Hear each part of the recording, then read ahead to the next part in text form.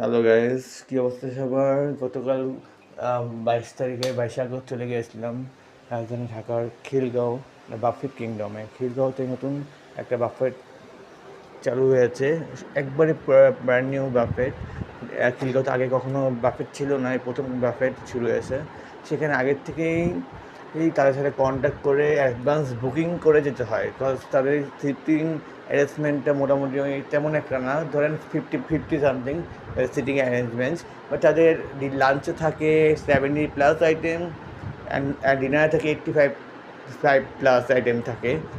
তা আমার কাছে খাবারগুলি অ্যাভারেজ দাম প্রাইস অনুযায়ী ভালো লেগেছে।